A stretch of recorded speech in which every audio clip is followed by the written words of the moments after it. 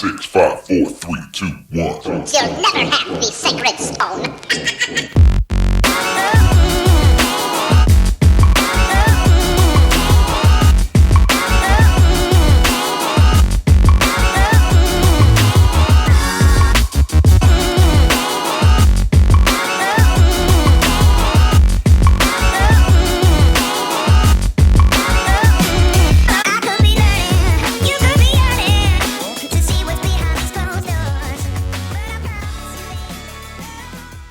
All right, welcome into another edition of the Vegas Squares podcast, the weekend show. That means it's NFL picks time. It is time for you, those of you listening or watching to the show, to tail us or fade us. So far, through 2 weeks, it's been moderately mediocre. I don't even know how else to really say it.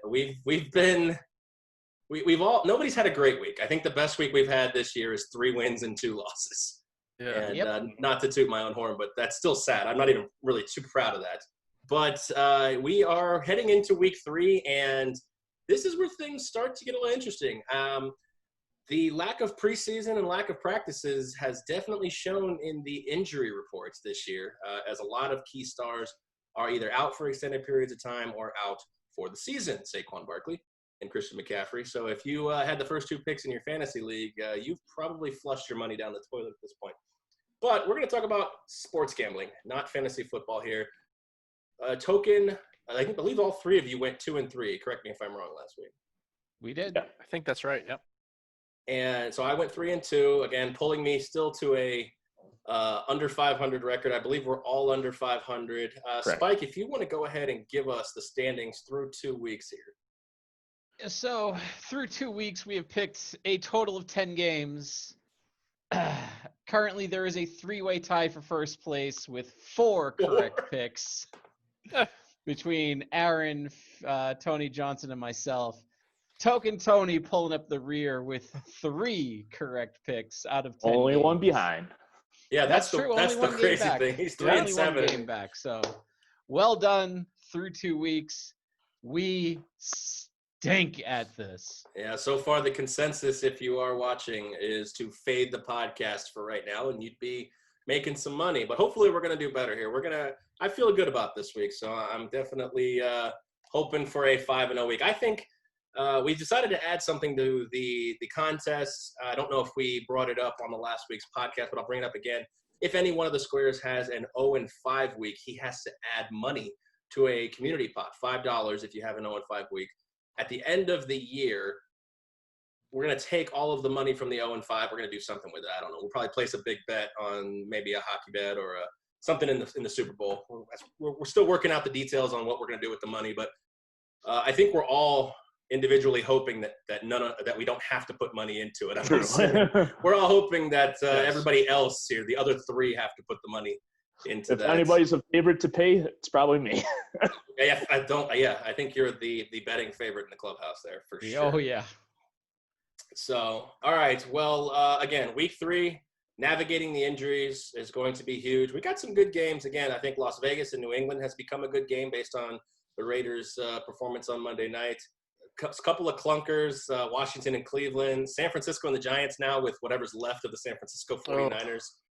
Jets and Colts is probably not one I'll be super tuned into. But again, we've got some good games. Las Vegas, New England. I think the Rams and the Buffalo Bills will be a good game. Houston and Pittsburgh. And, of course, we've got the Monday night Kansas City at Baltimore wrapping up week 3. I think all eyes are going to be on that one. I think that one will have more eyes than I believe it was 1 or 2 years ago, that highly anticipated Rams-Chiefs game. I think that went like 54-50. They got moved from Mexico. Remember how anticipated that was? I think this one will be much more highly anticipated than that. Dallas, Seattle, again, it's got some good games, got some stinkers as we do every week. We're going to go through each one of them, give our thoughts, and at the end of previewing all the games, we will give all of the panel's picks. Tokens obviously got his DFS lineup, so stay tuned for that. And then obviously my William Hill 14.14 teaser, which is currently 0-2 on some bad beats. But are they really bad beats if you're moving the line 14 points? I don't know about that. Spike, how's that Discord channel coming to keep track of my disaster? You can't even fade a 14-point teaser. You just have to either bet it or don't bet it. Yeah, it's ridiculous. Truth be told, I didn't even know 14-point teasers existed. I thought it was just the 6 or 7 points either way. So the fact that you were able to find something even more degenerate to start betting on is actually pretty impressive. I'm not. I think they're only at William Hill. Not upset about that. But I think so, yeah. The Discord channel exists. It's starting to be set up. The one thing that you should be able to do is set up an announcement channel that can actually work as a feed, so it will take like collective news feeds and Twitters and everything like that and automatically populate the channel. So like I was going to do one for each sport. So that way we'd have an NFL channel that would just have all NFL news being broadcast in, blah, blah, blah. Anyway, I can't figure it out. So that's the holdup right now. If I can get it to work, great. If not, I think no matter what, it's going to go live by next week's show. So cool. Sounds great. Nice. Looking forward to it. All right. So again, Spike has recapped the overall standings through 2 weeks. Fake Token, myself, and Spike are all 4-6, and Token is bringing up the rear at 3-7. But again, not far out. So, all right, I want to thank the sponsors here before we dive in. First and foremost, 12 Ounce Sports and Zingo. You can catch our golf podcast on both of those on Wednesdays. It goes live on Zingo at 4 p.m. Eastern with replays at 11 p.m. Eastern all the way every hour until the start of that first round of that week's tournament, and obviously Saturday nights at 10 p.m. Eastern and Sunday mornings before kickoff at 10 a.m. Eastern. You can catch this show, our NFL picks with the four of us, trying our best to make you some money, whether you tail us or fade us one way or another. So, all right, that's where you can catch us. Obviously, the other sponsors that we want you to support will be scrolling along the bottom of the screen. Please check them out, support them so they can continue to support us. All right, let's start with that Las Vegas v. New England. The Cam Newton-led Patriots have looked good. I don't know if they're necessarily surprising. I think we all thought if Cam Newton could get back. I mean, Spike's even got a bet on him as comeback player of the year. Right now, they're currently 5.5-point favorites against the Las Vegas Raiders. Total 47.5. Again, all these lines are Westgate Superbook at the time of recording. So again, 5.5-point favorites against Vegas, 47.5. Token, I'm gonna start with you. This one seems a little high. I know that they played a tough contested matchup against Seattle. I mean, to me, honestly, I don't know how you guys felt. I got to think, in my personal opinion, everybody and their mom knew what play was coming at the end of that Seattle-New England game. Oh, my God, it was so bad. Yeah, I mean, who didn't know that was going to happen? And, of course, it didn't work. I mean, they try something else, throw them off guard possibly. It might work for them, but in this situation, no good. So this one, yeah, the line does seem a little high in my opinion. Should be a fun one to watch regardless, but no play on this one. Yeah, no, I actually think it's quite an interesting game as well. We have a lot of injuries. I know you talked about the injuries earlier, Aaron, but this is a game that's going to feature quite a few of them as well. Especially Las Vegas here. They might be down quite a few offensive players. We've already lost Ruggs for the game. Could very well see Jacobs and or Waller miss the game as well. They're both questionable. A couple of offensive linemen are already both ruled out, a guard and a tackle. So I think it's going to look relatively rough for Las Vegas, despite how good they have looked these first 2 weeks, at least on offense. I'm expecting a bit of a dud here, I think, especially having to travel for a tough game. And, New England on the opposite side, they only really have one major injury, but it's one of the more important players. David Andrews, the center, who had surgery, he's been ruled out. As we know, losing a center can be sometimes one of, if not the most important position, maybe besides the quarterback, that there is, sort of the glue, to keep everyone together. So, yeah, I mean, we'll see. We'll see what happens with that one. I just think that there's too much here with Las Vegas, and it's just going to be a tough spot, I think, for these guys to have to play in, for the third high quality performance in a row, especially here on the road. I think is going to be tough after such a great game really against New Orleans and the first game in the new stadium. I thought that was they really rose to the occasion here. Kind of on a high right now. That's fair. Yeah, one of the things that actually worries me about New England, and I was pretty high on them at the beginning of the year. Once they got Cam Newton, they decided that they weren't going to tank for Trevor. I figured that they'd be able to hang on and look pretty good, especially on the defensive side of the ball. I wasn't quite sure what the offense was going to give us. But on defense, I thought they were going to be good. The run defense has looked a little suspect to me, so I'm a little worried about that. And if Jacobs is healthy and Vegas decides to go with a nice ground and pound type game plan, I worry that running out the clock and keeping New England's offense off the field is going to be the way that Vegas can win this game.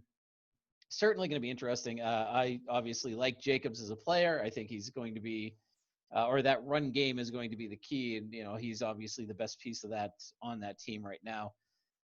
No play for me. I am leaning towards New England in this spot only because with Cam and his receivers getting more chemistry with Josh McDaniels, I think Cam Newton should be able to audible out of the horrible play calling that McDaniels has now, because I think he realizes he has the authority to do that. I think New England should win this one. The 5.5s maybe a little high, but if I were betting on this, I'm not betting on it, so I'm going to stay away from it. But I think New England wins. I just don't know by how much. Yeah, I mean, again, a lot of these guys who are questionable on both of these teams, Waller and Jacobs for the Raiders, Edelman, Harry, and Isaiah Wynn for the Patriots. If they don't play, I think we're looking at if all of them don't play, I think we're looking at a very bad game. Julian Edelman's kind of pasted on the injury report. I mean, he's just always there. You're right. New England can't survive this season if Cam Newton is the only running back in the organization right now. I'm hoping that Damian Harris gives them a little spark whenever he's off IR, but right now Sony Michel is looking more and more like Lawrence Maroney every day, and that's unfortunate.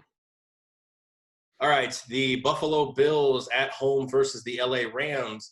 LA Rams facing a similar kind of point spread here. They were 1.5-point dogs at close last week against Philadelphia, and they ran over them. Now, unfortunately, due to COVID, they had to go back to LA and then come back east. Don't know what effect that'll have. They are 1.5-point dogs. Buffalo 1.5-point favorite. Total right now is 46.5. LA's looked good through 2 weeks. I mean, the unexpected victory against Dallas, and again running over Philadelphia. Whether you thought that was happening or not, I don't know. It's still a big win. Buffalo, Josh Allen's the most aerodynamic passer in the NFL right now through 2 weeks. He's got the most yards. He has, I believe, either tied or most touchdowns. He's looked like a quarterback right now at this point, and not just like a guy who I thought actually even in his third year would still look like he was a little lost. That's looking more and more like Sam Darnold than Josh Allen. But again, 1.5 points is a very close spread at home. Again, I don't know how I feel about a team having to go west to east, back to west, back to east in a 13-day period, and that scares me a little bit, Toby. Yeah, and I mean, because of that, I think it will mentally wear out LA, in my opinion, more than it probably should. If it was a regular time of year and all that, the line would probably be about the same, and I feel a little more confident with LA. But LA had a few difficult tests the first couple weeks. I like Buffalo in this one. Buffalo has been playing very well. Their defense can contain when they have that lead. They give up some garbage time touchdowns and all that, but I think they might be able to roll with this one. So Tony, no Cam Akers for LA, no Zach Moss. So a lot of people are really high on the Rams when they had a three-headed attack. There's talks that Malcolm Brown may be limited as well in this spot. Yeah, no, I think that plays into sort of what I believe the game will go, and all this travel talk, I think definitely has some meaning here for sure. And then Token brought up a lot of garbage touchdowns and a lot of garbage yards actually given up by both of these clubs. Even the Rams gave up quite a few yards sort of at the end in a relatively meaningless spot there against Philadelphia. With a pretty big lead. So yeah, I think this is really inflated this game. I think we're going to see two very high quality defenses actually show their teeth here finally. And again is. Josh Allen averaging 360 yards a game, plus on offenses, is just not going to be sustainable. Yes, he's played well so far. There's no question about that. But I think this is going to be clearly the best defense he's seen so far this season. And, I just think points are going to be tough to come by. Yards are going to be tough to come by. We should have some pretty heavy wind, too. That doesn't necessarily always help in regards to scoring. I really see this one as kind of a close, hard-fought contest. I'm not quite sure who wins. The line makes sense to me, certainly. But I think we're going to see a lot of drawn-out drives and quite a bit of punting in this game. Yeah, I'm with you on the fact that I don't think Allen's success in this is sustainable. And I say this as somebody who has had him on the bench in fantasy for all or for both weeks so far, and Because he's the number one quarterback. He has outperformed both of my start. Although, but my other starters are Lamar Jackson and Matt Ryan, so I don't feel too bad about it because they're putting up video game numbers as well. But Allen has actually outperformed both of them both weeks. Well, at least in our fucking wacky league with whatever goddamn point totals we use. 100+ point quarterbacks. Yeah, it's like 140 points is like the top echelon of quarterbacks. And I think Allen hit that last week. And you're still in second. Yeah, I'm still in second, which is I don't think I've been in second like ever in this league in the however many years we've been doing it. No, I still like what Buffalo's doing. I still think that they're the better team in this matchup. I think Aaron touched on it a little bit with that traveling east to west to east is probably not great for that team. Even if they are professionals, that still takes a toll out of you, especially with the new COVID regulations, whatever they may be. I think this is a game where, Buffalo gets to prove whether or not they can hang with the big boys. They're finally going to be able to go out there and show that they are legit. They're finally going to be able to show that they should be the AFC East favorites like everybody thinks they are. So I'm curious to see how they handle that kind of spotlight and that pressure and that kind of defense. I think it'll be a fun game to watch, not one I'll be able to watch, obviously, with them playing at the exact same time as the Patriots. But, we'll see how it goes. Yeah, this game does feel like it's going to drag. I kind of agree with you in that spot, Tony. Two good defenses. And two offenses that are riding high right now. Eventually, you come back to that happy medium, and this might be that week for both the Rams offense and Josh Allen and the Buffalo Bills. All right, Houston and Pittsburgh. This is a matchup I'm very intrigued at. Houston obviously cannot afford to go down 0-3, but they're literally running through a nasty gauntlet to start the year. I mean, if you told me my team had to run through Kansas City, Baltimore, and Pittsburgh in weeks 1 through 3, I would say, yeah, they'd be lucky to be 1-2. And I think this is the spot that they have to win. I mean, it's a must win. We talked about it last week, teams that go 0-2. I mean, teams that go 0-3 are virtually almost guaranteed to miss the playoffs. And in that division, despite Jacksonville being 1-2, they're competitive with other teams. And then you have obviously Tennessee and Indianapolis, who are also, playing moderately well, who I believe are going to stay up there for the year, and Pittsburgh has to start winning, Houston has to start winning. Currently, Pittsburgh is a 4.5-point favorite at the Westgate, and the total is 45.5. This one's an interesting spot. Again, I think this is do or die for Houston, and I think we see an MVP performance out of Mr. Deshaun Watson in this, or else they stand no chance to win. Yeah, I mean, like you just said, it's do or die for Houston. Deshaun's got to perform well. I mean, him not having Hopkins this year is definitely a big blow to him and his caliber numbers and all that. I mean, maybe yes, maybe no. I think the fact that even though he doesn't have Hopkins, I think the worst part is that the guy they got in return, David Johnson, although he did have that touchdown against Kansas City, it hasn't worked out so far. Again, it's only 2 games, but it has not worked out so far. Yeah, I mean, but they're awful.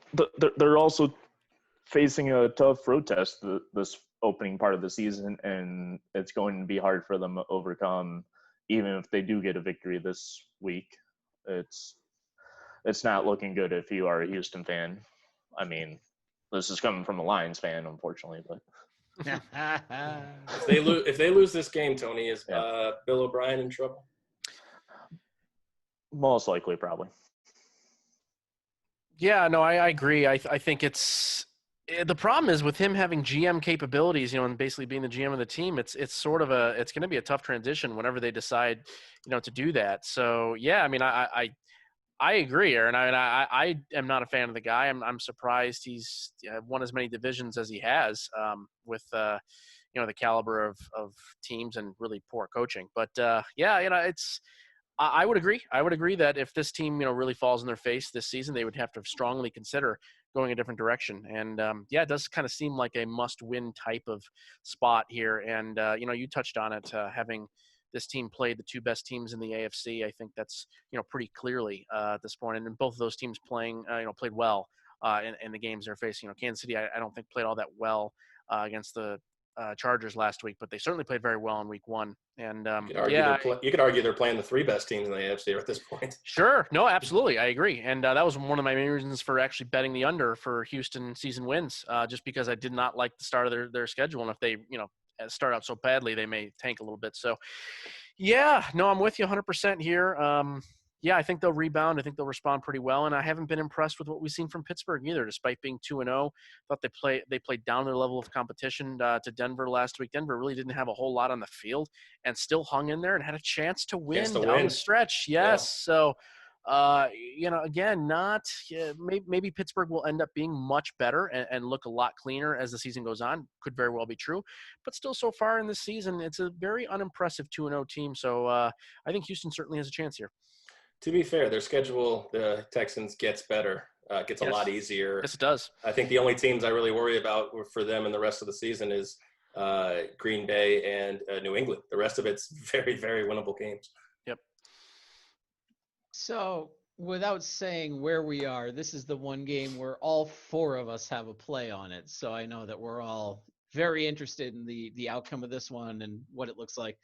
This to me, I have to like Bill O'Brien as a coach because we did go to the same high school, not at the same time, but we did go to the same high school. So there is a camaraderie there that we all need to stick together.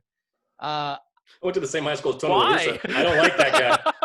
Sure you can. Come on, you got to have pride. I went to the same high school as Tony La Russa, and I don't like the guy. You got. I went to the same high school as Derek Lowe. I like that guy. Really? Derek Lowe. Wow. Derek Lowe, interesting. That is kind of a good name. I like Derek Lowe. Yeah. Yeah. Also, same high school as Brian St. Pierre, Super Bowl ring winning Brian St. Pierre, even though he's like the 3rd string quarterback. He was keeping stats. Yeah, he still has. He's warming the bench. That's true. He's got more than I do. Now he's the coach of the high school football team, and his dad taught me driver's ed. So there you go. Anyway, for this game, that makes a lot of sense. Was he blind? Pretty much. I think this is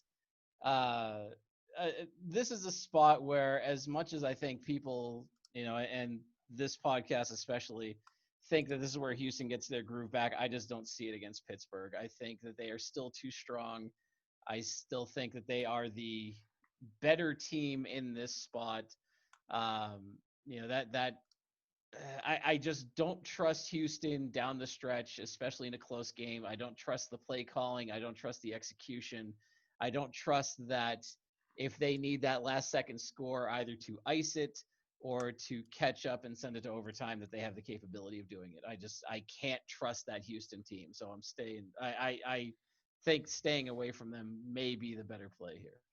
And that's fair. And this may be unwarranted criticism on my part, but I've always been really high on Deshaun Watson, and I don't know if he's necessarily doing anything to really bring that down. I just feel like you get those great quarterbacks that even if their teams are subpar, they find a way to be competitive in games, and he's just not been the last year and a half so far. So again, I'm not necessarily ready to write off Deshaun Watson. I still think he can be a great quarterback. Maybe this just isn't his spot necessarily, but we'll have to see. Right now, my star is fading on Deshaun a little bit slowly. I don't want to get too far ahead of myself. All right. So Bourville number 1 here, the Saquon-less Giants against the most of the teamless San Francisco 49ers. Let's look at this injury report for San Francisco. Let me pull it up here real quick. I just had it, but of course, when the stupid page refreshes, it goes to the top. Out. Jimmy Garoppolo. Out. George Kittle. Out. Raheem Mostert. Out. Tevin Coleman. Out. D Ford. Out. Nick Bosa. Out.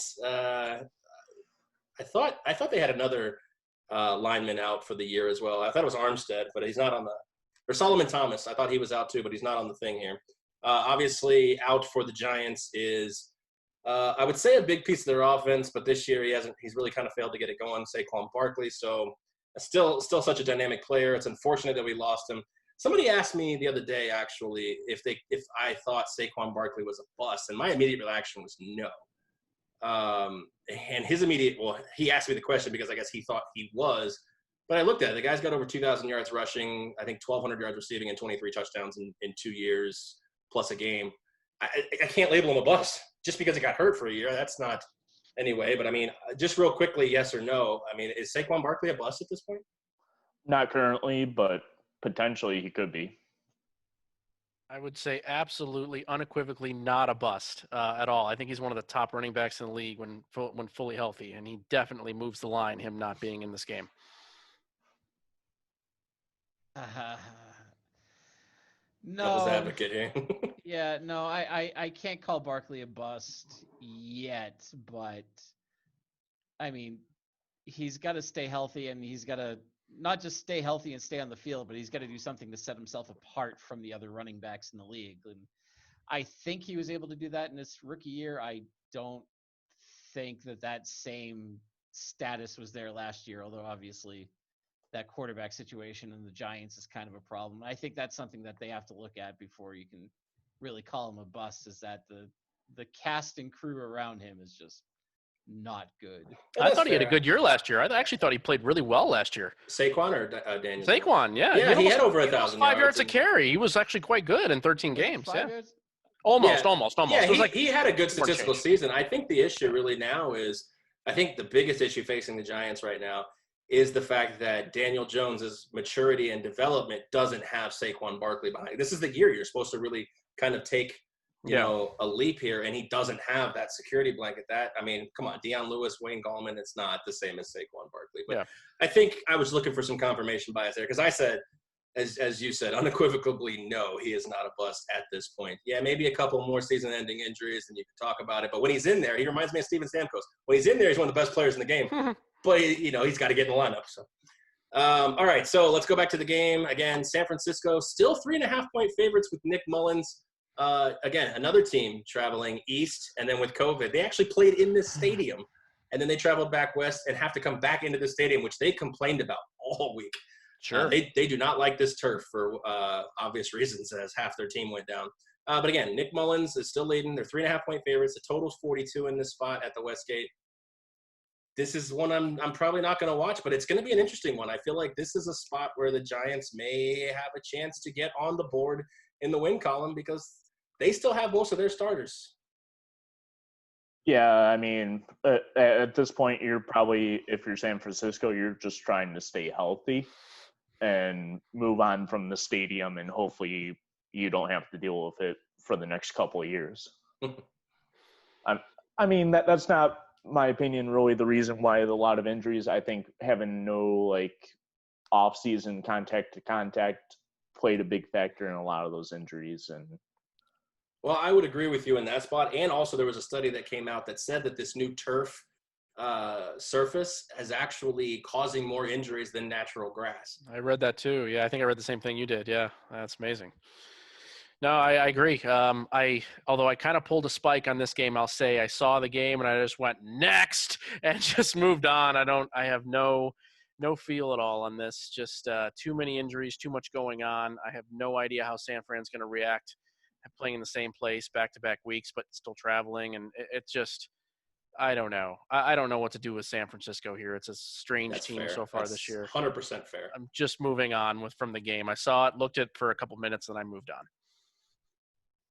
Yeah, next. Let's fucking go. All right. All right, here's another one I'm interested to talk about. I'll keep tabs on it. I don't think I'll probably be generally focused on it as my main focus for the early games here. But Tennessee going to Minnesota. All right, Tony, you and I are high on Minnesota this year. I think this is the last chance. I'm on the plank. I'm ready to jump off. Oh, I'm ready almost to jump jumped. off the plank. I think I might be off, but yeah, yes, no, I'm with you. Tennessee is walking into Minnesota's house as a 3-point favorite. Oh my goodness. Total is 49. I don't want to necessarily just bite down on Minnesota plus points again, but I gotta hope for a Kirk Cousins rebound in this spot. Otherwise, again, I have a futures bet on Minnesota to win the division. They can't go 0-3 and let the Packers go 3-0 if that happens in Sunday Night Football. yeah, I mean, Minnesota almost must win for them. I think less of a must win than Houston, in my opinion. But I disagree. I don't think Minnesota's – I'll let you finish, but I don't think Minnesota's schedule gets any easier like Houston's does. It doesn't, but I think the NFC is a little more wide open for the wild card, especially having an extra wild card spot too. That may be true. Yeah, I mean, let's look at this. You got Tennessee, then you got Houston. We're talking about two teams that could be 0-3. That would be the true desperation game. Then you have Seattle, Atlanta, Green Bay. Well, of course, Detroit exists. Then you got the Bears. Then you got Dallas. Then you got Carolina and Jacksonville. Then you got Tampa, Chicago again, New Orleans Saints, and then, Detroit still exists in Week 17. This is a must-win for me, in my opinion, Toby. If they're still around by then. Must win. Yeah. Yeah. He's not buying it. He's not playing, so what does he care? He's not buying it. No. All right. No. I mean, Minnesota, they have Cook facing against Derrick Henry. It's going to be an interesting matchup of running backs and see who can come out alive in this one. One of the things that I'm a little bit surprised at in this game, not just that Minnesota's obviously 0-2 coming into this thing, is the total is enormous. It's almost 50, 49.5. And I don't really know what to make of this, besides obviously Minnesota being essentially Swiss cheese through the first couple of weeks, especially their secondary. Oh, my goodness. I don't think we've seen a worse secondary in Minnesota in about a couple of decades. They've usually been really strong in that regard, but it's a brutal situation there. I stayed off this game for the reason that we have to move the game a half a point because I know they're pretty much a 3 at a lot of spots, and I'm interested in the 3. I'm just not interested in moving it down manually to 2.5. But yeah, I mean, it just seems like a spot where you have to have Minnesota here. I can't fathom having to take Tennessee on the road giving points. I mean, they gave this amount of points to Denver, on the road. I mean, Minnesota is still a better team than Denver despite the first couple of weeks. So I don't know what to make of this. This is so silly, but I'm going to stay off of it because of the half a point move.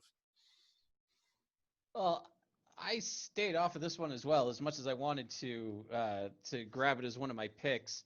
But I stayed off it for a very different reason, and that's just I talked myself out of it somehow, some way.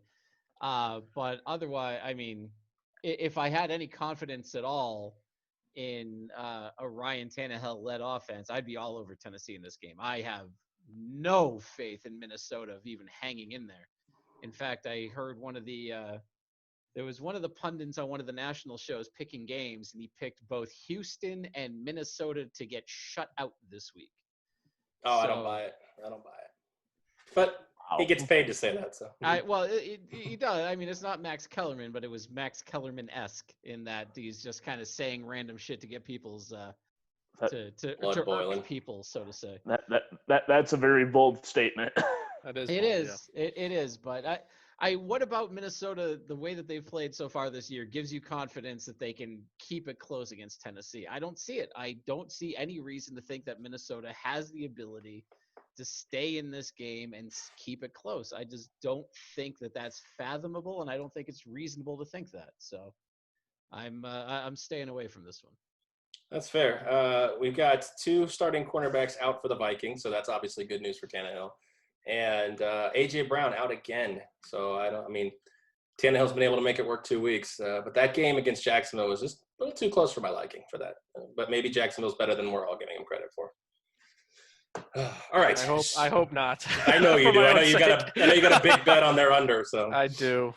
We'll see what happens. At least they shot the bet against Miami. I mean, how would you feel if they beat Miami and they're 2-1 at this point? How would you feel? I would be almost tearing up the ticket. That's how I thought that was actually a very, very important game for my own side. I really did. Yeah. Fair. Yeah. Well, luckily, you really didn't sweat it too much. So. Yeah, that was nice. That was a nice bonus. I agree.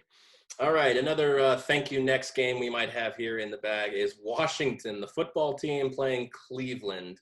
Cleveland is a touchdown favorite at the Westgate. Total is 45 on the dot. As the host, I'll just say next. Yeah, good. Move on. The only thing interesting is how is Haskins going to perform in this game, in my opinion. I almost have more confidence in him than Mayfield at this point. Ooh, wow. That's bold.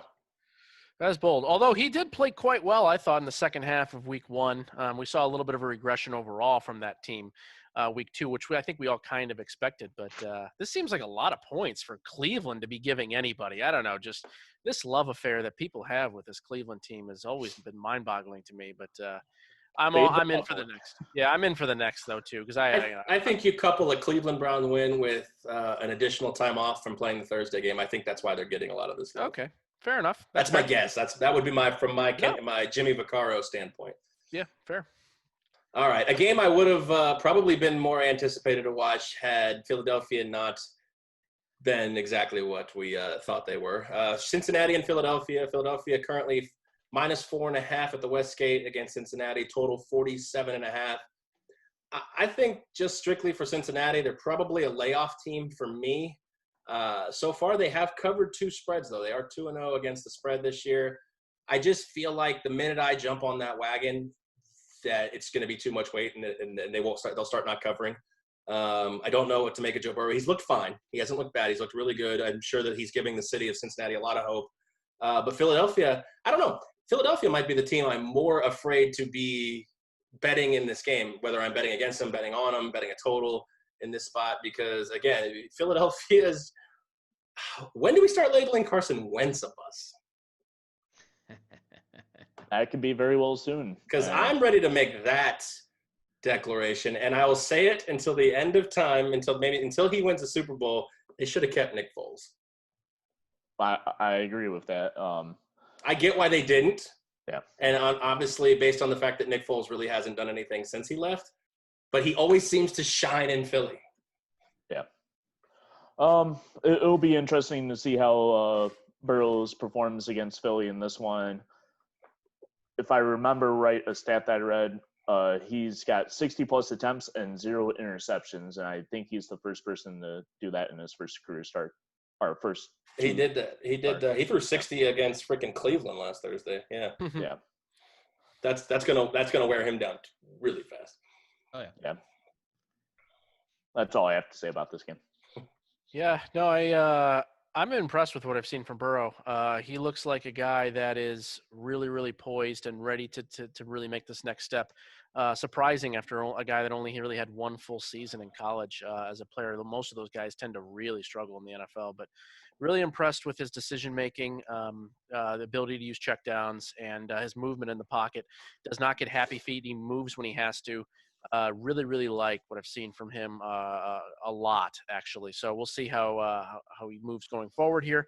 But yeah, I mean, in this game itself, it's not of terrible interest. Philly still has wide receiver issues. Still 2 guys out, both Rieger and Alshon Jeffrey. And that actually, we don't tend to think of receiver injuries, being all that important per se compared to some other positions. But I actually really think it has affected Philly a little bit. They have not been able to go down the field really at all.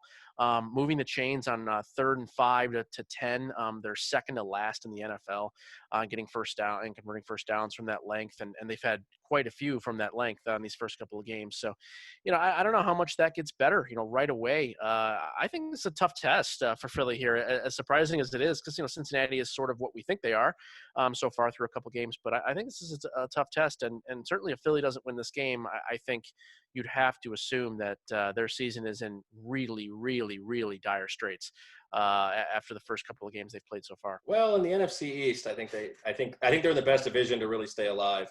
But going back to those receivers, Spike, I think those receivers not being there actually affects the ability for their 2 big tight ends to get open too.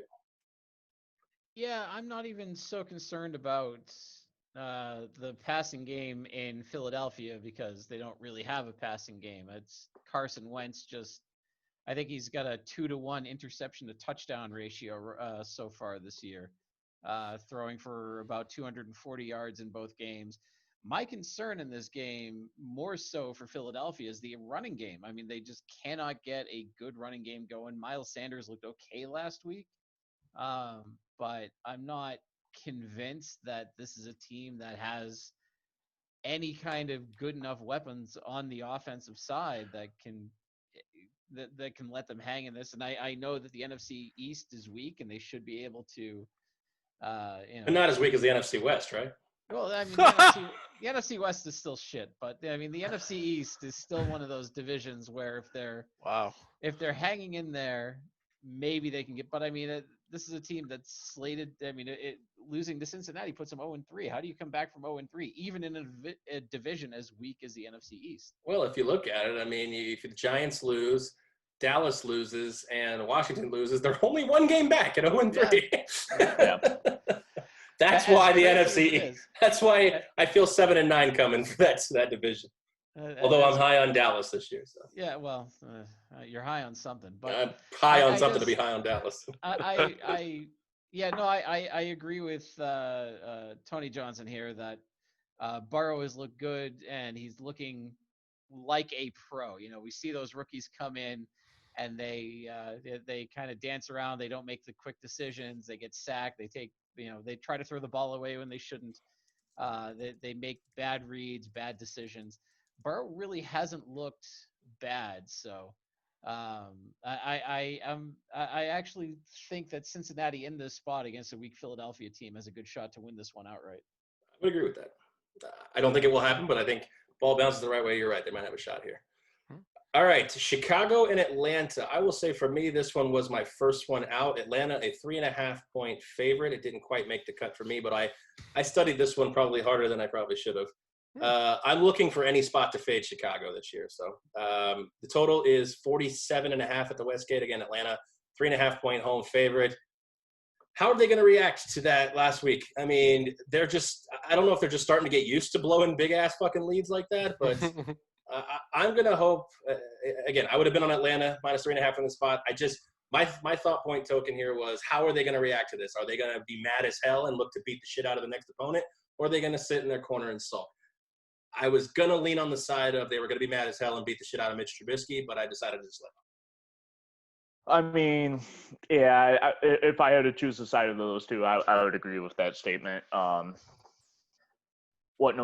trust in Atlanta's defense containing Trubisky in this one, though? No, I do. Again, I just wonder what they're going to do. I mean, they literally watched an onside kick roll 8 yards. I mean, I don't know how they're going to react to this game. Did they have a brain fart and just thought that it had to go 10 yards before they could even touch it or something? I know that's the saying that's going around, but I don't even want to know what's going in their mind at that point. They're probably a typical Lions fan mentality and probably wanting to kill themselves by halftime. So Cool beans. Yeah. Yeah, the only thing I considered here was the over, actually. Atlanta's covered overs by an average of 20 points for the first couple of weeks, and I don't see why that necessarily has to change. They do seem like they've got a pretty high-quality offense with some pretty good quarterback play and obviously a defense that is still in shambles, even from last year. But just couldn't bring myself to do it. Was a little bit concerned with how good Chicago can be on that side of the ball. So I decided to stay away from this one, but it was pretty close, actually, to firing here on the over. I'm actually on this game. I looked at the two sides. I saw what Chicago did against the terrible Washington team last week, and I saw that Atlanta looks like they can score and score quite a bit, even against decent defenses. And to me, I felt that Chicago play last week? The Giants. Oh, I thought he said Washington. Did I say that Washington? Well, all right, go ahead. It's an NFC East team. That it threw me for a loop. Yeah, they all stink. I don't, they're kind of interchangeable at this point. No, Fair. I like what Atlanta's doing, even though they lost that game. I think that was more mental than anything else. I don't think that has that's coachable. That's something that they can get rid of. That's not something that worried me. I think this is a team that's more or less going in the right direction. I knew they'd be better than they were last year. The NFC South looks strong, and I think Atlanta's going to be in there until the end of the season, competing. I think this is a good team. I will be on the opposite side of that, competing till the end. But we'll see. We'll see how it plays out. All right. Jets and Indy. Oof. Oh, fucking why even bother? Just go. All right. That's pretty much probably a full-blown analysis you're going to get from every outlet, so that's fair. All right, Carolina at the Chargers. No Christian McCaffrey in this one, and I don't know if you guys heard this story. I'm sure you have, that the team doctor punctured Tyrod Taylor's lung before the game last week, forcing Justin Herbert to make his first start, which he almost beat Kansas City. That was an interesting game. I did not see that coming. I had a 10-point teaser, and that was not the spot I thought I would be sweating. So LA is a 6.5-point favorite, and the total is 43.5. In my opinion here, I think Carolina's still got some decent weapons. If Bridgewater can hit them, Robbie Anderson, DJ Moore, Curtis Samuel. And I don't think – obviously Mike Davis is not Christian McCaffrey. Let's not get that twisted. But he's been in the league long enough, and he was mildly successful in Seattle when Carson and Penny and all of them went down. I don't think he's as terrible as Mike. He had 8 catches last week, which is kind of similar on par with what happens with McCaffrey. They're going to lose a half a step, but I don't think they're going to lose too much here. I think depending on what we see, I'm assuming Tyrod Taylor's not going to go. Justin Herbert's looked pretty poised so far. I'm actually interested in watching this matchup. Yeah, much better than the last game on the slate, and it's going to be interesting how Carolina bounces back with Mike Davis behind the quarterback, and he actually might perform very well, in my opinion. So honestly, as a Christian McCaffrey owner, you brought it up before the show, Token. If Mike Davis plays well and they're still really not competing, they might shut down Christian McCaffrey for the rest of the year. Mm-hmm.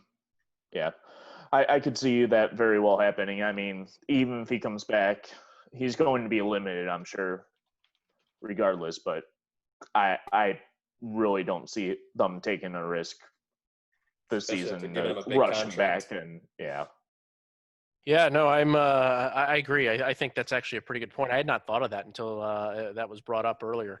But I think there's a decent chance if he's out that long that they might just let this thing go. But I kind of decided to play the injured player sort of theory here, where teams sometimes circle the wagons and, get it together for at least a short while when, the team's great player goes down. So I'm with you guys here. And I've always liked Mike Davis a lot. I was a really big fan of his in Seattle. The time that he was in, he runs really, really hard. He's got good hands. He can block. He can really do everything. He's a real player. Again, he's not going to ever wow you with any sort of, big time talent, but he knows how to play the game. So definitely like him here as the backup going forward. And it's just, the Chargers, I liked them last week. I was on them last week, but I think we're going to see the real type of spot and the real regression here with a rookie quarterback who I did not actually think played very well.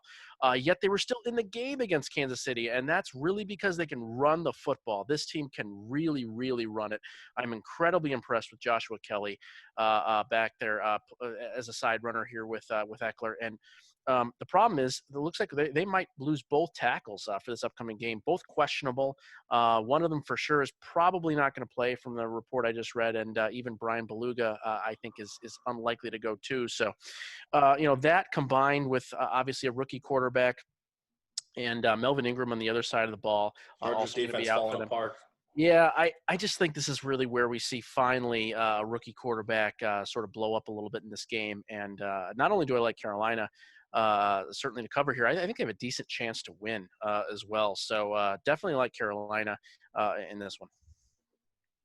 Yeah, I'm not on this one at all, but when I was kind of researching to see what I wanted to look at, I looked up LA Chargers scores and kind of looked through that. But then Google also put up people also ask, do the LA Chargers have any fans? Which I thought was just kind of hysterical. But then I thought about the fact that if there are no fans in the stands, it doesn't matter if they have no fans in real life because nobody's in the stadium anyway. I don't know. This is kind of a game that I went back and forth on because unlike Tony Johnson, I was actually kind of impressed with Herbert last week. Putting up over 300 yards on a Kansas City team that actually has probably a better defense than they had last year. I agree. Being able to hang in that game, I thought was pretty impressive. Not entirely sure they're going to be able to do, kind of get that same magic back now that there's tape on Herbert, because we all know the NFL is a league where as soon as there's tape on somebody, most coaches can figure out how to defend against them. So we'll see what Carolina can do. I think this is going to be kind of a fun game, interesting game as kind of like a side note, not one I'm going to watch, not one I'm betting on. But I kind of am leaning towards the Clippers in this one, just because I like calling them the Clippers instead of the Chargers. But that's about it. All right, fair enough. All right, let's move forward to Detroit and Arizona. Token, break out your ropes. Oh yeah, if you don't already know this, I think the last time these two teams played each other, they tied. That was is the last right. tie in the NFL, True. if I'm not mistaken. Week 1 of last year. Yeah. So at least last year they didn't go down and lose. But currently Arizona is. I think was Detroit a favorite in that game last year? Yes. It was in Arizona too, wasn't it? Why are they back-to-back years in Arizona? It's so weird. Yeah, a little odd in that. But. Yeah, Detroit goes where the NFL tells them to go if they want to keep a franchise. But this Pretty year, much. Arizona is favored by 5.5 at the Westgate. Total 55.5. Looks like we're going to have a shootout on our hands if Vegas gets their way. Kyler Murray's looked nothing short of impressive. I was really impressed with that 49ers victory. Again, take what you will with the Washington football team victory in this spot. But I wouldn't mind seeing some fireworks in this game. Yeah, second highest total on the slate this week, if I'm not mistaken, and you might see a lot of points. This Detroit defense is very bad. I want to say pure garbage, but I'm not going to go that low. And Arizona's defense is mediocre-ish, in my opinion, but yeah, I mean, I have no faith in the Lions. I think getting Kenny Galladay back might help this shootout. If he comes back, he's questionable. I think he's more unlikely to play, in my opinion. And if he does, questionable is pretty much 50-50. I think we discovered that last year. Yeah. Yeah, I'd be actually surprised if he comes back. And Marvin Jones Jr. looks not impressive this year so far. I mean, he's got a lot. He's got a lot to prove if he wants to. He's not a number one receiver. Then no, he's not. But if you're leaning on more towards him, since Galladay's out, he's not impressed the team or anything so far. So I just no faith in Detroit probably for the rest of the year. Hopefully they go in 16. Yeah, I'm certainly not as negative, on Detroit. I actually think they've played moderately all right, this season. Blowing the game against the Bears was really just a blow of a game. They were really the better team for, 3 quarters plus. I actually thought they played pretty well. Well, that's typical Lions, though. I understand. No, I'm not. I mean, a loss is a loss. I'm not trying to say, it really is a win, but they still were at least a quality club for a while on the field, at least from what I saw. Again, I'm not, trying to say that they're a playoff team or anything like that, but I just don't think they're as bad as they're being made out to be. And I'm not putting a lot of stock in the Arizona drubbing of the football team last week. I just thought that was not a good spot for the football team. So, yeah, I mean, again, it was a great win against San Francisco in week 1, but I just don't want to be laying a lot of points here with a team I'm not really a huge fan of in regards to Arizona. I'm going to stay off of this one. I did actually already wager, weirdly enough, on Detroit, although they're not going to make it on the card, for our contest. But I do have Detroit getting the points already, and I got it early on at +6.5 because I really thought this one would move, and that's just a lot of points for, what I think is not that bad of a team. And I thought they played pretty well here last year too. Same thing, blew that game as well. They really should have won that one, outright as well. I agree with you. I think they're better than what people give them credit for. Yeah, I mean, I saw this matchup. I thought about who the 2 quarterbacks were, and I just skipped it. I can't do this game. It's just I can't trust Detroit. I can't trust Kyler Murray to win by basically 6 points, essentially a touchdown. I just can't do it. I'm off of this one. Yeah, I think we're looking at Zane Gonzalez lining up for a game-winning field goal in this spot. It'd be close. There you go. Yeah. All right, Tampa Bay and Denver. Tom Brady traveling to a place where he does not notoriously do well against a team that literally is falling apart. Their quarterback's out. Their number 1 receiver's out. We're getting Jeff Driscoll action this week and potentially for the next few weeks. Jerry Jeudy's questionable, doubtful. Phillip Lindsay. I mean, again, this team's falling apart. But like you said, last week they still found a way to be competitive with Pittsburgh. Tampa Bay is currently a 5.5-point favorite at the Westgate. Total right now is 42.5. My thought on that one is they expect Tampa to score and Denver not to. That would be the way I would think that they look at this. Bucks get an easy win. I mean, this place has never been friendly to Tom Brady.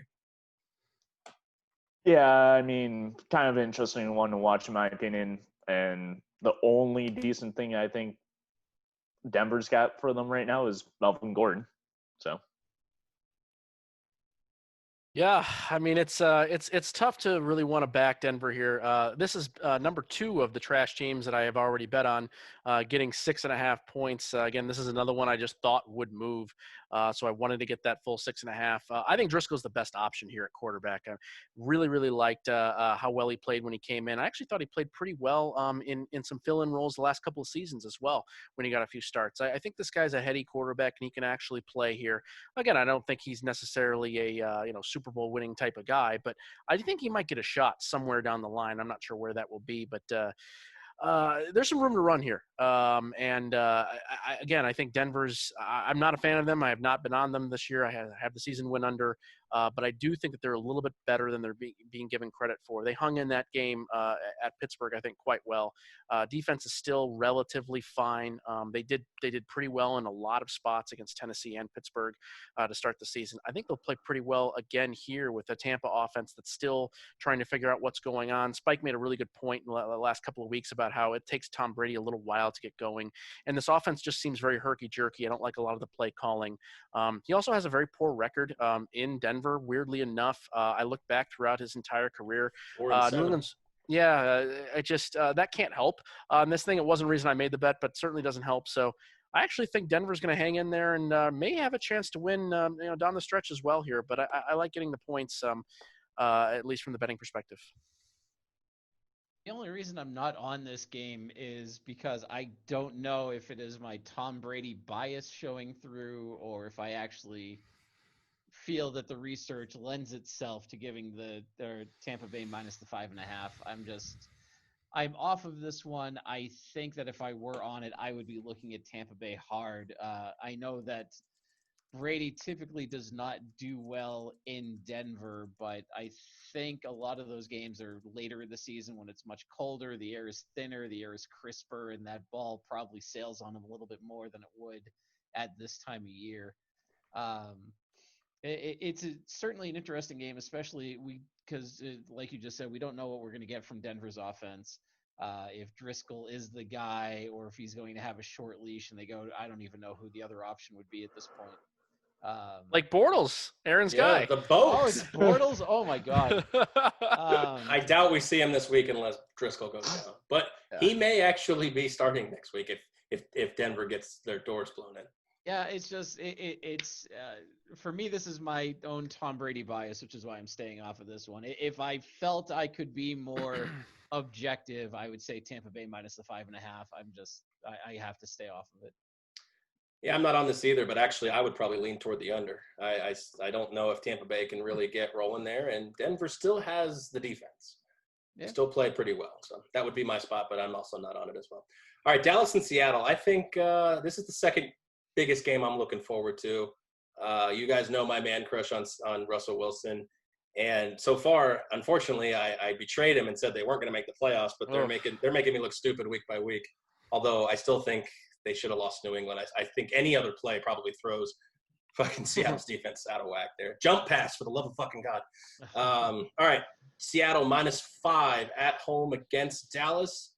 This is the highest total at 57. We're expecting another shootout. I don't know if we're going to get it. In my opinion, you got two subpar defenses going at it against these high-power offenses, and possibility for the over to hit.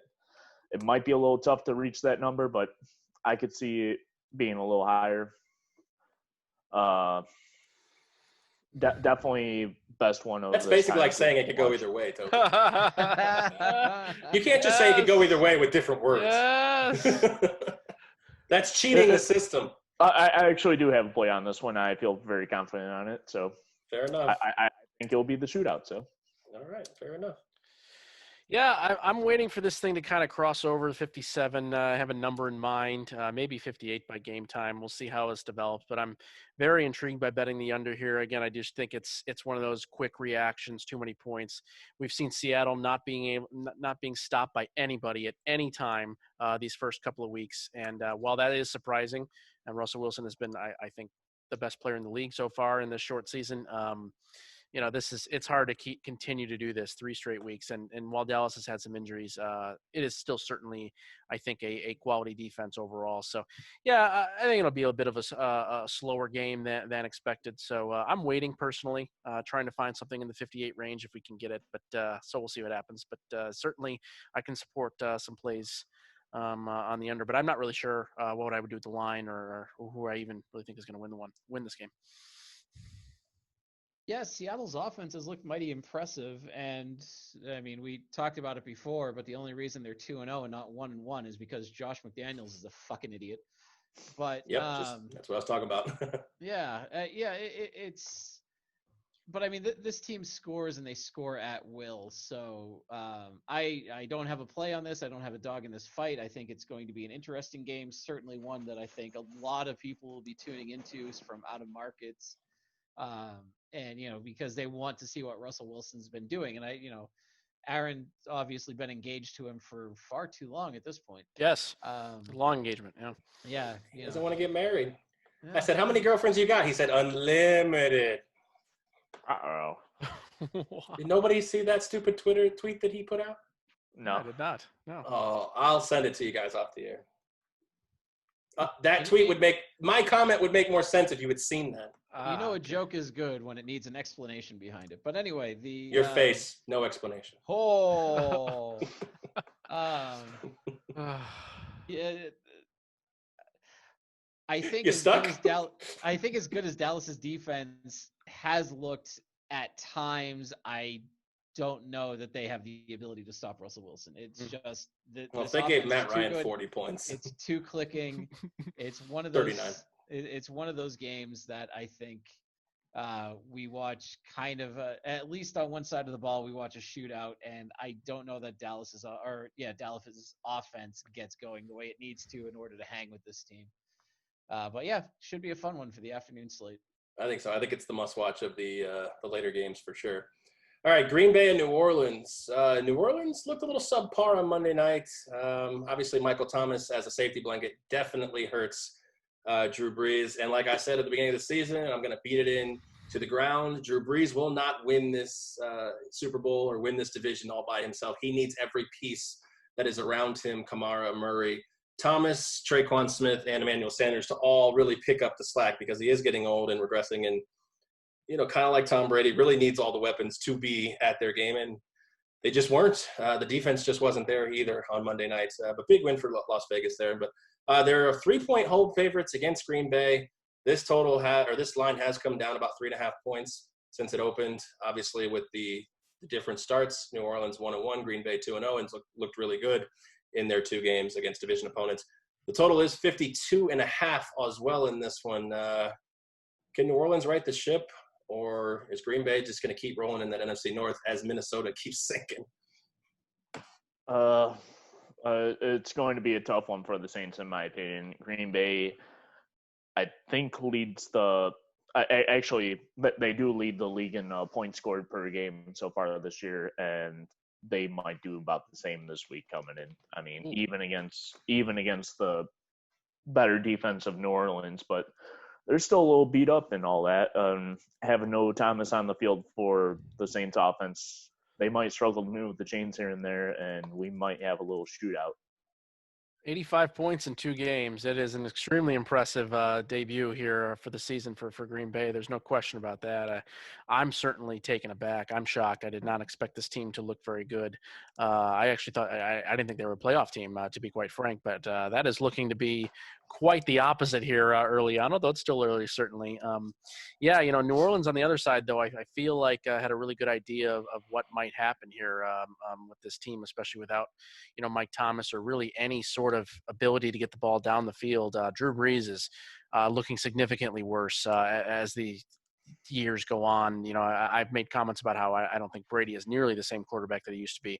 I think Brees is worse in a comparable spot. He just doesn't have any zip on the ball at all going forward. They really did not even put much of an effort to be able to come back when they got down last week. So yeah, I'm with you, Token. I think it's gonna be a tough game for New Orleans.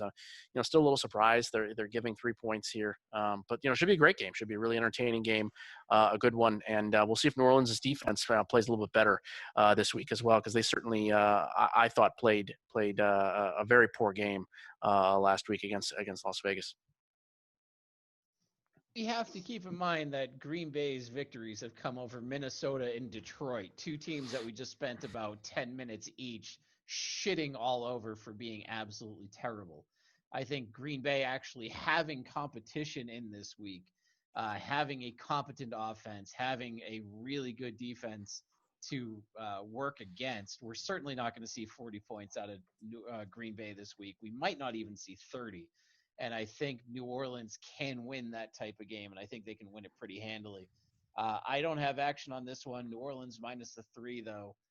That, to me, makes all the sense in the world, especially if you're looking for a spot in those late games to kind of recoup some of the losses that we'll probably talk you into for the early ones.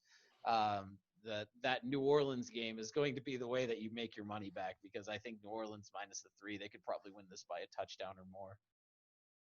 Wow. Okay, that's fair. All right, Monday Night Mayhem. Here we go. We've got Kansas City. We've got Baltimore. Everybody predicts this is a potential AFC championship game, as well as 2 teams who will probably be fighting for that one number 1 seed that gets the playoff bye. And remember, number 2 seed doesn't get a playoff bye this week, so I think that that's going to be key.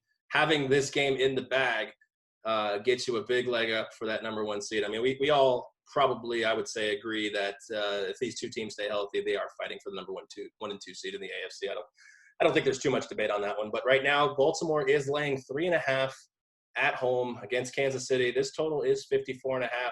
I am incredibly excited to watch this game. Even Las Vegas and the anticipation, the excitement that was here last week, I still watched the game, but I wasn't excited to watch that game as I am to watch this game. I hope I don't have a play on this, and I'll just say this because I have no bearing on the total here. I hope we see 100, 150 points because that would be incredible. I just think I want to see 2 offenses, 2 quarterbacks who are in their prime. Again, I'm obviously way higher on Mahomes than I am on Lamar Jackson, but I want to see 150 points in this game. That's what I want to see. Wow, that'd be definitely crazy to see. And this was my first game out to. Anybody want to give me a free roll on the over 149.5? 149.5. 100 to 1 free roll. Well, 100 to 1 on a dollar. No, all right. Token, what do you got? See my deal. No. Doesn't seem my deal. It's a free dollar. Yeah. It is possible. Very unlikely, but 76-74. Could happen. Could happen. Yeah, my last one out. I think this line moved to extra point. How Kansas City kind of played last week against the Chargers, and that would be probably the side that I would take. But it's my first one out on this slate of games this week. So, yeah, I'm with you, Aaron. I'm looking forward to it, certainly. I don't have a dog in the fight, although I do feel like the total is probably a bit inflated because I think everyone is looking forward to seeing these great offenses face each other. And when that happens, usually you kind of get a bit of sputtering here and there, and I think a number gets inflated here. It's one of those things that if I had to bet the under, though, you'd feel uncomfortable literally the entire time the game is going on. Oh, yeah. And again, I think those are sometimes the best places to be. Those are the best spots to be in. Nobody wants to be uncomfortable. Everyone hates uncomfortability. And I try to relish, being in the trenches and being in some shitty spots. But, yeah, it's just not something I'm interested in, although that would be the one spot I'd look at if I had to.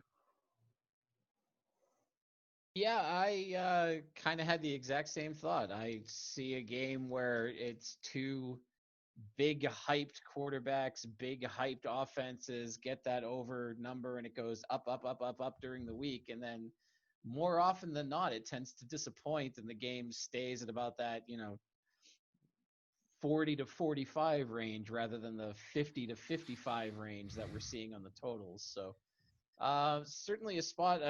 It's going to be must-see TV. I mean, this is 2 quarterbacks you cannot skip out on watching. 2 teams that are definitely going in the right direction. 2 coaches that actually look like they're at the top of their game. So just everything seems to be working at this spot. I'm actually on this one, and I think if I'm looking at this right, I am the only one of us on the Monday night game in any way, shape, or form. Nice. So I will be. You'll be trying to stave off 0-5 at that point. With the Monday night game. We'll see. 'Cause I don't Ooh, wanna that'd be put a fun in the sweat. $5. Yeah. But it's going to be a fun one. Going to be an interesting one.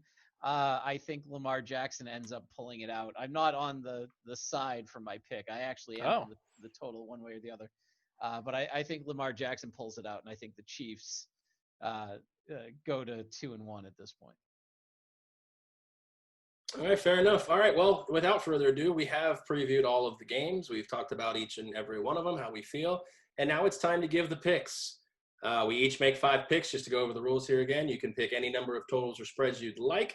If a number is flat, i.e. the New Orleans Saints at -3, if you choose to take New Orleans Saints, you must move them a half a point away from you, making that a -3.5. So with that being said, Token Tony is going to start, and I'm ready. All right, here's your fade token picks for week 3 of the 2020 NFL season. Number 1, we got the bankroll dumped even. Ooh, yes, exciting. It won last week. It did. I yeah. give you credit, Token. Got to give you credit. We got Buffalo minus the 1.5 as the bankroll. Oh, nice. Wow. Yes. Man, you're playing with fire. That's a little surprising, I'm sure, but that is. Wow, what an uncomfortable game to have a bankroll dump on, like a spread like that. That's so weird. That's classic Token, is what that is. Yep. It really is. It's a bit nutty, and that's all I'm about. So, Good. Next one, I'm on opposite sides of. I know Aaron and Tony on this one. I'm taking Pittsburgh minus the 4.5. Thanks for giving one of our picks away. What another side to be on too. Yeah, I just have no faith in Houston this year. I mean, granted, Will Fuller's done pretty well as Duke Johnson, but They're both questionable this game. They might not play. Yeah. Next one, we got a 2-4 in the same game. We got Dallas plus the 4.5. And then over 57.5 in the Dallas and Seattle game. I expect a shootout, and I think Dallas might even. I think Dallas might even win the game. I like the combo pick there, though. I kind of like that because if you do get the shootout, I mean, there's certainly Dallas can absolutely hang with anybody. So or get the backdoor, both ways. So sure, they'll lose by 5. Possible too. Yeah. And then we got the last one. We got the over with the Packers and the Saints. I just have no faith in the Saints defense as strong as everybody had them early in the season. And Packers will continue to put up points. I don't think 40's in play, but for sure the mid-30s is definitely doable for the Packers. And the Saints could easily get another almost 30 themselves. So. Well, I'll start out with my first one here. I have the Rams Buffalo under 46.5. I'm not sure who's going to win. I'm not in the bankroll dumping phase like Token is on this one, but certainly I do think that these defenses will actually show their real colors here. And I don't think this one's even going to come close to 40 points. Second game is Houston plus 4.5. Yeah, it does kind of feel a little bit uncomfortable, I'll admit that, but it's nice to be on a good quarterback getting this many points. So I think I'm just going to ride that out. Although, like Aaron, I am kind of starting to falter a little bit with Deshaun Watson. Next, we got Carolina getting 6.5 here.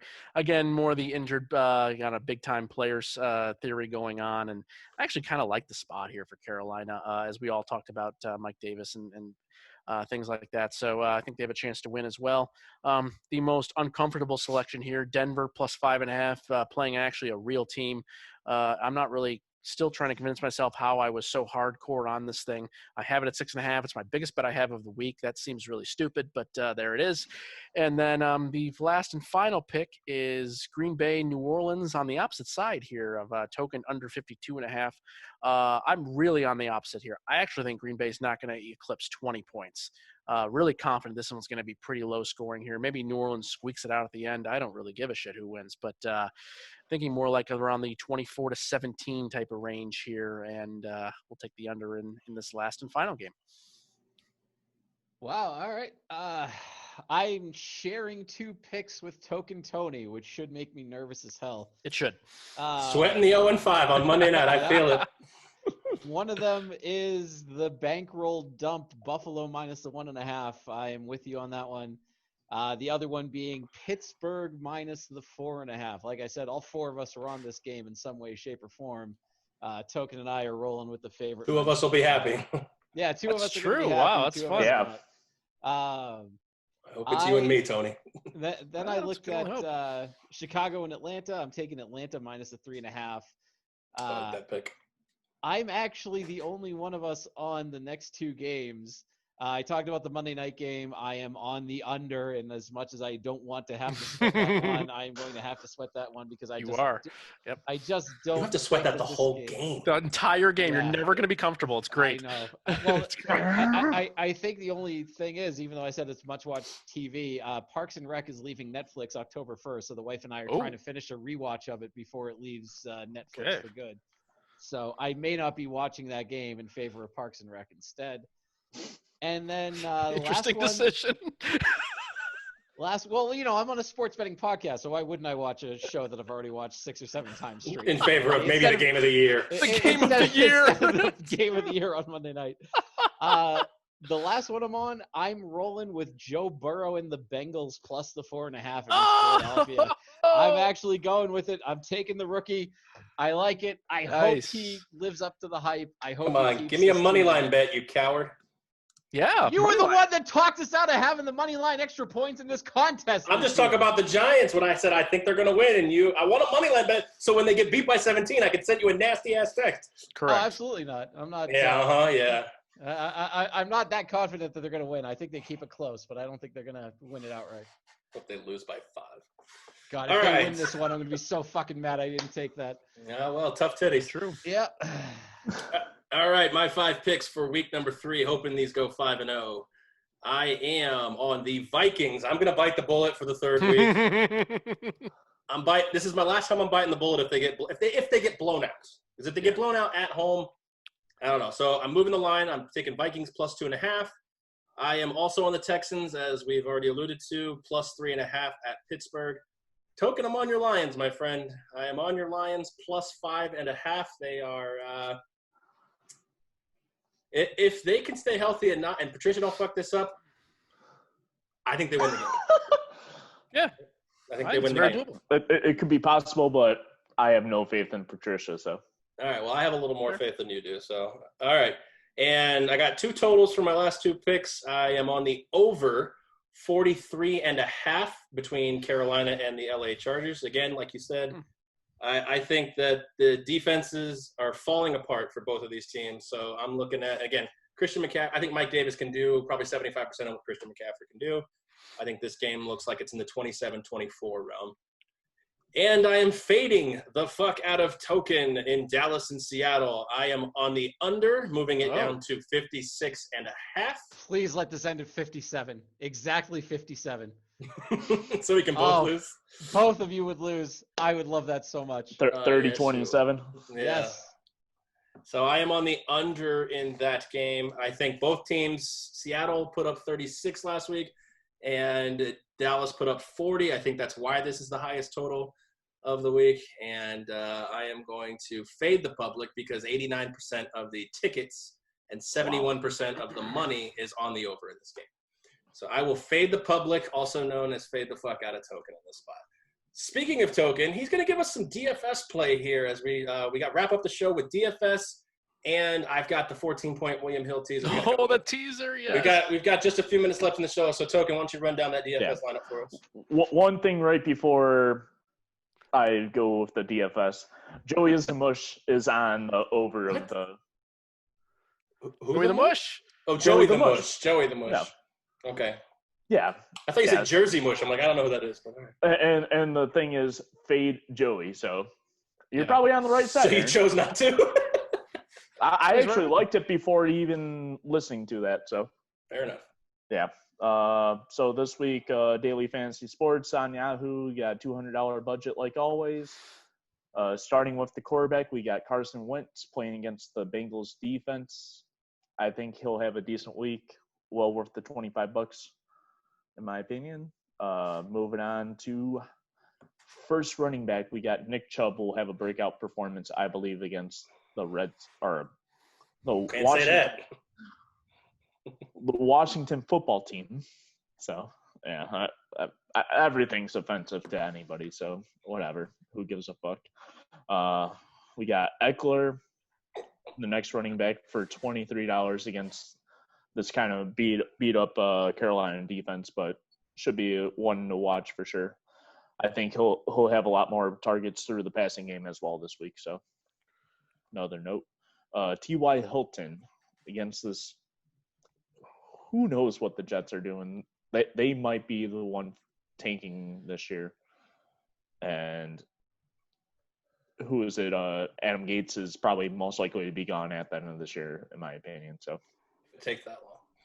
yeah. Moving on, we got Keenan Allen for $20 as next wide receiver. Tyler Lockett definitely going to have a breakout week this week against this kind of beat down Dallas defense. I'm predicting he'll probably have about 150 yards in receiving this week. So, moving on, one of my favorite dark horse tight ends that I like this year is Dallas Goddard. So, Double dip. Wentz. yeah.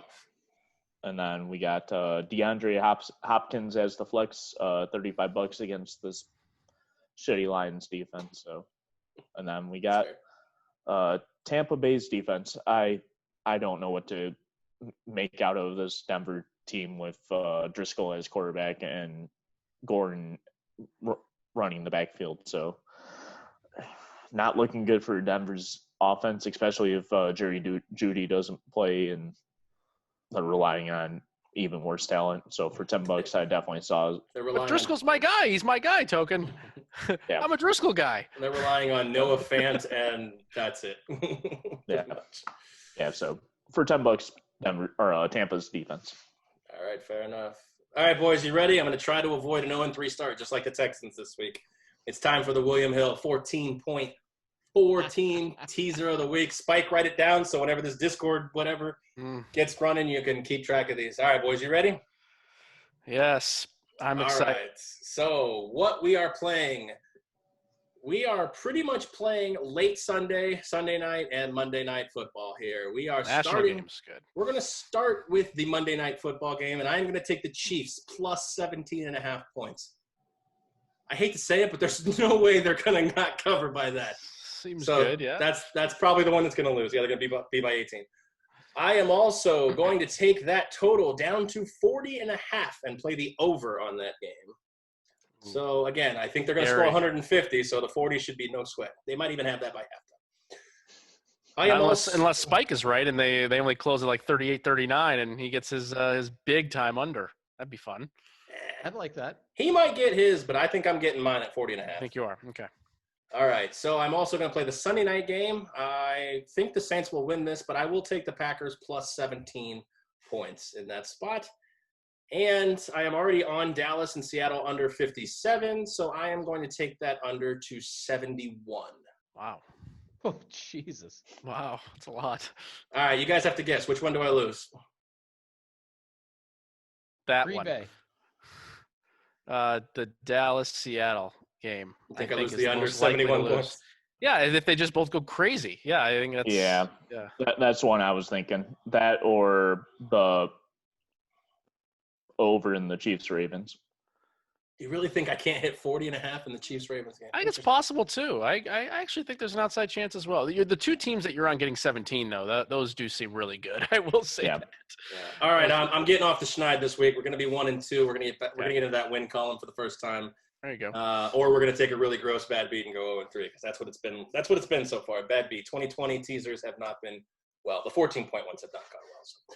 All right, that's going to do it for our Week 3 picks, our DFS lineups, and our big boy teaser bet. If you're in Vegas, make sure you hit that because there's nothing you love more than laying big juice.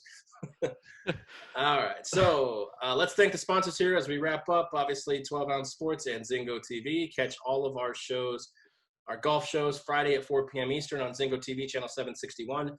Replays starting at 11 p.m. every hour until the start of the first round on that Thursday morning.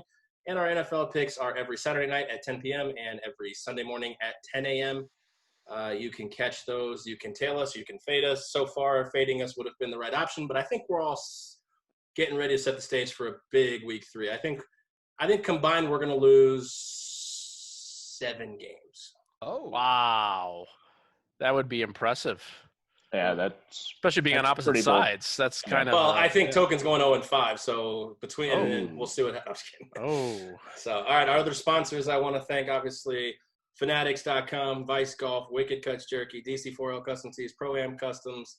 Follow us on Twitter at Vegas Squares. Gentlemen, I tagged you all in that Russell Wilson, so make sure when we're done with this, you guys look at that, and then you'll get the joke. It still probably won't be funny to you, but I thought it was funny. Anyways, that's it for us. For Spike, for Token Tony, for Fake Token Tony Johnson, good luck on your bets, and we will catch you on the next one.